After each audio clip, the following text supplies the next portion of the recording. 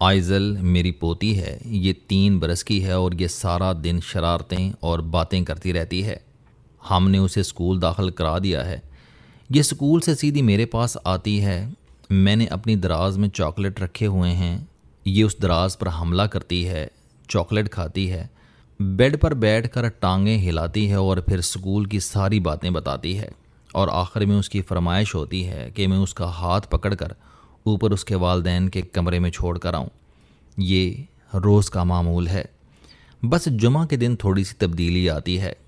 اس دن میں اور میری بیوی اسے اسکول سے لیتے ہیں اور اسے کسی اچھے سے ریسٹوران میں کھانا کھلاتے ہیں۔ اس دن یہ شاپنگ بھی کرتی ہے اور آئس کریم بھی کھاتی ہے۔ میں کل اس کے ساتھ بیٹھے بیٹھے سوچ رہا تھا، آج سے ٹھیک 50 سال بعد یعنی 2076 میں ہماری سنگت اور اس محبت کی کیا نوعیت ہوگی۔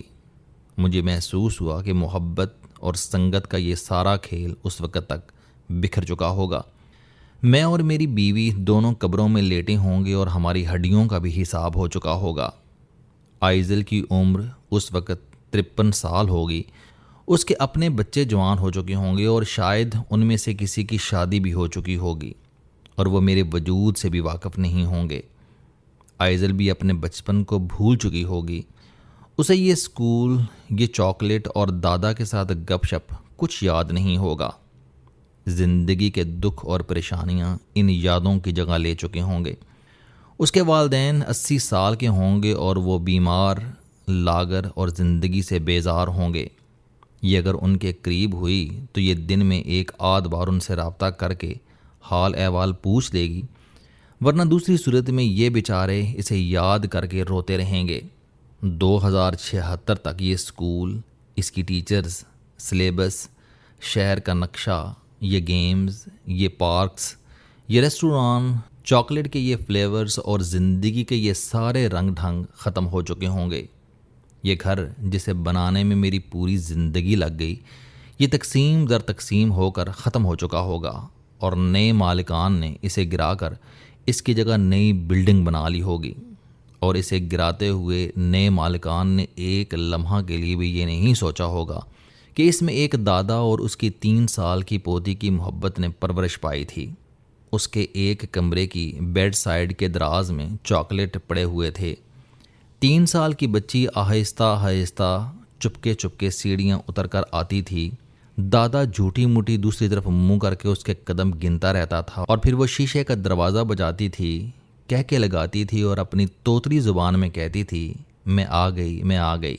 دادا دروازہ کھولتا تھا اور وہ اس سے لپٹ جاتی تھی، اور اس کا پہلا مطالبہ ہوتا تھا چاکلیٹ، اور پھر وہ دادا کے بیڈ پر بیٹھ کر چاکلیٹ کھاتی تھی، پاؤں ہلاتی تھی اور اسکول کی ساری باتیں سناتی تھی، اور آخر میں دادا سے مطالبہ کرتی تھی کہ آپ میرا ہاتھ پکڑ کر اوپر تک چھوڑ کر آئیں، اور دادا اسے روز اوپر اس کی ماں کے کمرے تک چھوڑ آتا تھا۔ لیکن نئے مالکان اس کے چھوٹے قدموں اور لمبی باتوں دونوں سے واقف نہیں ہوں گے، اور یوں یہ کمرے، یہ سیڑھیاں اور چھوٹی بچی کے کہہ کے یہ سب نئے مکان کی بنیادوں میں دفن ہو جائیں گے۔ میرے ڈرائنگ روم کی دیوار پر میرے میڈلز لگے ہیں، اور میزوں پر ان 121 ممالک کی یادگاریں پڑی ہیں جہاں میں گیا اور مجھے وہاں چند دن گزارنے کا موقع ملا۔ 2076 تک یہ سب غائب ہو چکے ہوں گے۔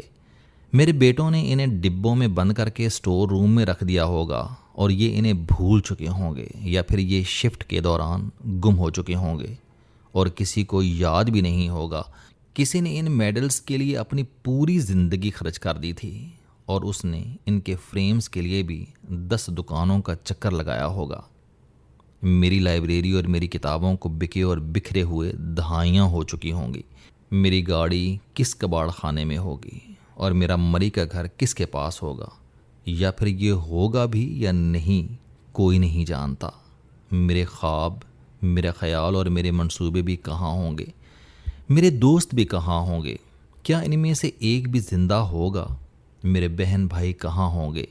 یہ بھی میری طرح زمین کے مختلف حصوں میں مٹی بن چکے ہوں گے۔ میری لکھی ہوئی کتابیں آؤٹ آف پرنٹ ہو چکی ہوں گی، یا پھر فٹ پاتھ پر بک رہی ہوں گی، اور ان کا بھی کوئی خریدار نہیں ہوگا۔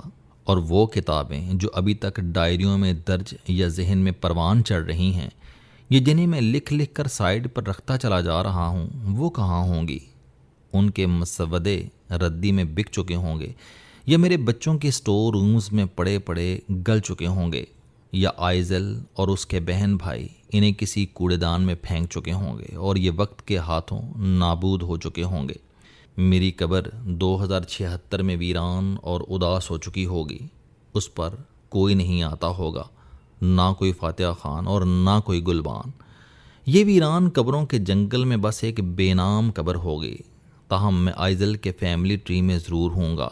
ان سے جب بھی دادا کا نام پوچھا جائے گا تو یہ فوراً میرا نام لے گی اور ساتھ ہی اسے چند لمحوں کے لیے بچپن کے چاکلیٹ اور 2 منزل کی سیڑھیاں بھی یاد آ جائیں گی، اور یہ اس لمحے یہ بھی سوچے گی کہ مجھے دادا کی قبر پر گئے ہوئے کتنے مہینے ہو گئے، اور یہ فیصلہ کرے گی کہ میں اس جمعرات پاپا اور دادوں کی قبر پر جاؤں گی۔ بابا کو بھی ساتھ لے کر جاؤں گی، لیکن یہ فیصلہ کبھی عملی شکل نہیں پا سکے گا۔ یہ اگلی جمعرات تک اپنے کاموں میں پھنس کر دادا کو بھول چکی ہوگی، اور یہ بھی عین ممکن ہے کہ میری قبر اور اس کے درمیان ہزاروں میل کا فاصلہ ہو اور یہ چاہ کر بھی مجھ تک نہیں پہنچ پائے۔ لیکن یہاں اور سوال بھی ہے، کیا میں اس کے بچوں کے فیملی ٹری میں موجود ہوں گا؟ جی نہیں، ان بچوں کے دادا اور نانا کوئی اور ہوں گے، اور ان کی یادداشتیں صرف ان تک محدود ہوں گی، اور میں ان کی زندگی میں سرے سے ہوں گا ہی نہیں۔ وہ میرے وجود سے بھی واقف نہیں ہوں گے، اور ان کے بچے اور پھر ان کے بچے میں شاید ان کے ڈی این اے سے بھی غائب ہو چکا ہوگا۔ اور میں اگر آج میں بیٹھ کر 2126 میں رکھ کر دیکھوں تو ٹھیک 100 سال بعد میرے بچوں کے بچے اور پھر ان کے بچے بھی دنیا سے رخصت ہو چکے ہوں گے۔ میں خواہ کتنا ہی بڑا تیر چلا لوں یا میں خواہ کتنا ہی بڑا ترم خان ثابت ہو جاؤں، 100 سال بعد میں اپنی ساری میں کے ساتھ خاک میں خاک ہو چکا ہوں گا۔ میرا ذکر تک نہیں ہوگا اذکار میں، میری کوئی ملکیت قائم نہیں رہے گی، میری کسی باقیات کا کوئی وجود نہیں ہوگا، نہ منقولہ اور نہ غیر منقولہ۔ میں اگر قائد اعظم بھی ہوا تو بھی میری نسل ختم ہو چکی ہوگی اور جائیداد بھی۔ میں صرف تصویروں میں زندہ ہوں گا، اور یہ تصویریں بھی آخر وقت کا کتنا مقابلہ کر لیں گی۔ بیچارہ قائد اعظم اور علامہ اقبال قیام پاکستان کے صرف 24 سال بعد 1971 میں مشرقی پاکستان میں فوت ہو گئے تھے، اور آج بنگلہ دیش کی نئی نسل ان کے نام سے بھی واقف نہیں۔ آج وہاں صرف جنرل یحییٰ خان زندہ ہے، اور وہ بھی کسائی کے نام سے۔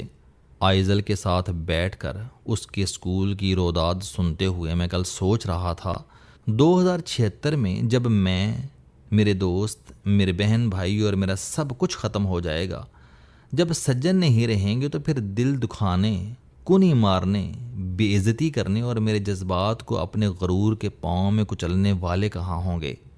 کیا یہ بچ جائیں گے؟ کیا ان کا نام ناموں کی فہرست میں موجود ہوگا، یا پھر یہ بھی میری طرح بے نام ہو چکے ہوں گے اور ان کی قبریں بھی اپنا نام پوچھ رہی ہوں گی؟ یہ سوچ کر میری ہنسی نکل گئی۔ یہ دنیا بھی کمال جگہ ہے جہاں موسیٰ اور فرعون دونوں اپنی سلطنت کا پیوند بن جاتے ہیں، یہ بھی بس نام بن کر رہ جاتے ہیں، اور وہ بھی اس صورت میں کہ اللہ نے ان کا ذکر اپنی 4 کتابوں میں فرما دیا تھا۔ دنیا میں 1,24,000 نبی اترے تھے، لیکن ہم 25 نبیوں سے زیادہ کے نام سے بھی واقف نہیں ہیں۔ کیوں؟ کیونکہ اللہ تعالیٰ نے آسمانی کتابوں میں باقی نبیوں کے نام نہیں دیے۔ وہ بھی یقیناً زمین، جائیداد، وطن اور خاندانوں کے مالک ہوں گے، اور ان کو بھی لوگوں نے دکھ اور سکھ دیے ہوں گے، اور انہوں نے بھی زندگی میں بہت کچھ اچیو کیا ہوگا۔ لیکن پھر وہ اور ان کی امتیں کہاں چلی گئیں؟ ان کی اچیومنٹس اور ان کے نقصان بھی کہاں چلے گئے؟ کیا وہ سب بھی زمین کا رزق نہیں بن گئے؟ لہٰذا جب 99% نبی اپنی امتوں سمیت رخصت ہو گئے، اور جب نمرود، فرعون اور ابو جاہلوں کا قہر بھی ختم ہو گیا، تو پھر ہم کون ہیں اور ہماری کامیابیاں اور ناکامیاں کیا ہیں؟ یہ کب تک برقرار رہ سکیں گی؟ میں نے سوچا جب میں عارضی ہوں تو پھر میری کامیابیاں، ناکامیاں، میرے دوست اور میرے دشمن کب تک زندہ رہ لیں گے؟ دنیا میں جب ہمارے وجود کی شیلف لائن چند برس ہے، جب ہم 50 سال بعد اپنے خونی رشتوں کی یادداشت سے بھی محو ہو جاتے ہیں، تو پھر ہماری کامیابیوں اور ناکامیوں کی کیا اوقات ہے؟ ہم اس دنیا میں کچھ کھوتے ہیں اور نہ کچھ پاتے ہیں. ہم بس آتے ہیں اور جاتے ہیں، اور آنے جانے کا یہ کھیل زندگی کہلاتا ہے. اور زندگی کا یہ کھیل بھی صرف 20-25 سال تک محیط ہوتا ہے، اور اس کے بعد معدومی کا عمل شروع ہو جاتا ہے، اور آخر میں ہم اپنے وجود اور نام کے ساتھ ڈیکمپوز ہو جاتے ہیں. لہٰذا جب ہمارے وجود کی کوئی اوقات نہیں تو پھر نام کی کیا ہوگی؟ جب ہم ہی اہم نہیں ہیں تو پھر ہمارے عہدوں اور کرسیوں کی کیا اہمیت ہوگی؟ چنانچہ 2076 سے پہلے جو ہے اس پر شکر ادا کریں، اور جتنی سانسیں بچی ہیں انہیں انجوائے کریں، اور پھر مٹی کو مٹی میں مل کر مٹی ہونے دیں. ڈسٹ ٹو ڈسٹ، اور زندگی کا کھیل ختم. نہ میں رہوں گا اور نہ دائیں بائیں موجود لوگ. 2076 تک سب ختم.